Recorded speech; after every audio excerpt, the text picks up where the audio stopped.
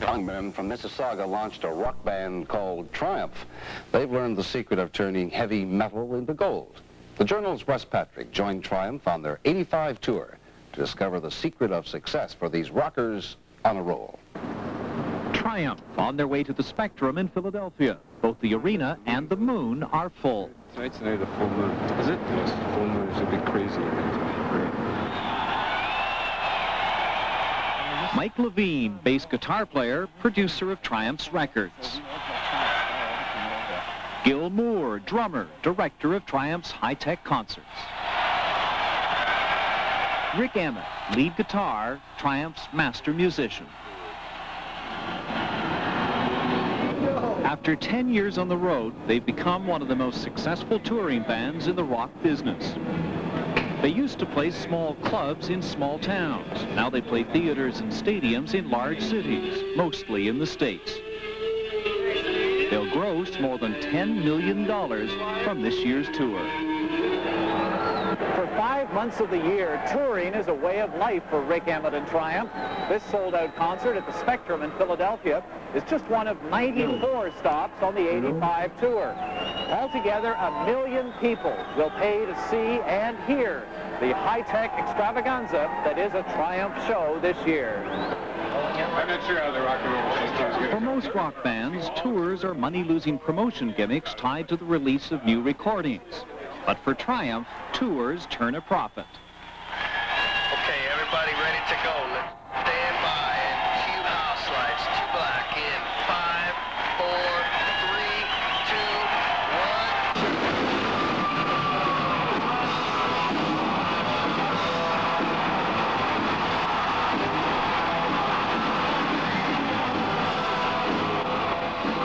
1. Describing a Triumph concert as colorful is a massive understatement. Complete with laser light shows and onstage explosions, they're among the most technically sophisticated of any in the rock world. Some critics have said Triumph is a triumph of showbiz spectacle over musical substance. But drummer Gil Moore, who puts the show together, doesn't buy the all glitz, no substance criticism. With the technology that's available, it's possible to make a concert a really audio-visual extravaganza in the true sense of the word, and to enhance what you're doing musically. That is the key, is to enhance the music. The spectacle is called arena rock. It's what today's fans expect to see and hear in a touring rock show.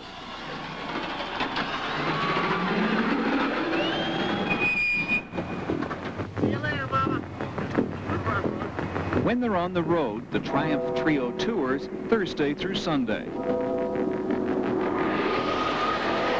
They spend the rest of the week at company headquarters in Mississauga near Toronto. Rock and roll is a fiercely competitive business, but Triumph has survived. Every day when I wake up, I realize there's another band that's, you know, a mile down the road that's coming along, and but you guys have survived for 10 years. Why? we're tough. We're tough, you know. We fight hard, we fight clean, and we've acquired the skills over the years. One of those skills, a crucially important one, is promotion. Triumph at the home of rock and roll 93.3 WMMR. When they're on tour, band members appear on local radio stations to plug their concerts and new records, and they tell the same old stories over and over again. We started in a little bowling alley in Port Credit, Ontario, rehearsing our little heads off, deciding if we could be a rock band or not. It was a lot of fun in those days. Still a lot of fun now, too. They started by deciding the way to break into the States was to tour harder than anybody was willing to do. And they were out there 150 nights a year on the road and this sort of thing. Leon Lacey, rock critic for the Globe and Mail, has tracked Triumph for most of its 10 years. That attitude, which they have towards touring, which is working very hard at it, carries over into their ordinary lives and comes back to this middle-class background in Mississauga. I mean, people who go out and do their jobs. They're like traveling salesmen in that regard. Why is the dollar so important to these men? bass guitarist Mike Levine. There is no pension plan for used-up rock stars. There is no place to go. There's no homes. There's no care. There's no nothing. Joe Owens, former vice president of CBS Records, is Triumph's business manager. He runs the band's $500,000 recording studio and negotiates commercial contracts, most recently with Pepsi-Cola. He's trying to expand Triumph's market beyond its teenage audience. Could you ever get 30, 40, 50-year-old people going to Triumph concerts? Certainly not going to Triumph concerts. You know, the research tells us that at age 30, you stop buying concert tickets and start buying snowsuits for little kids. But there are songs on every Triumph album, like Suitcase Blues and Midsummer's Daydream and the guitar pieces that Rick Emmett does, that have appeal to that group of people. In concert, Rick plays a classical guitar piece. On a rock and roll stage under 1,200 lights with lasers and everything else, he stands center stage in the spotlight for 12,000 screaming rock and roll fans and plays a classical guitar piece, and they love it and they accept it.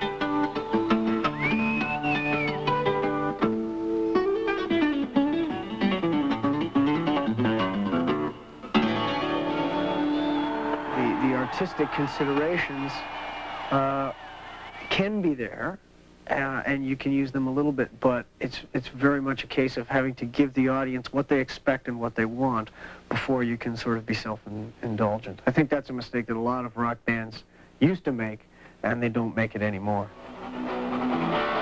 Rick Emmett knows his audience. He knows his market. When he's out on stage, the rather shy man who used to sing in a church choir becomes rock star extraordinaire.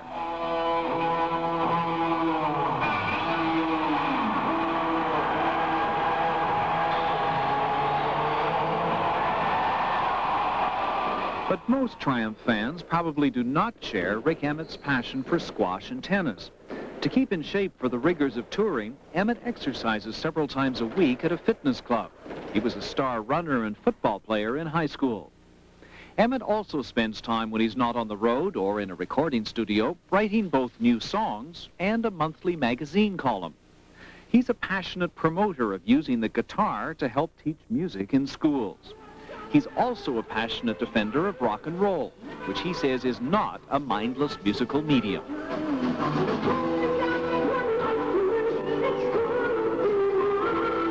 Even if you reduce it to its smallest, lowest form, and that is that when Rick Emmett was a kid and sat down and in his room and put the needle on the record and had an emotional connection with that music. That's what it's for. That's why music exists. It's supposed to communicate. It's supposed to reach out and touch people. And rock music does that in unbelievable, large ways, larger than life ways.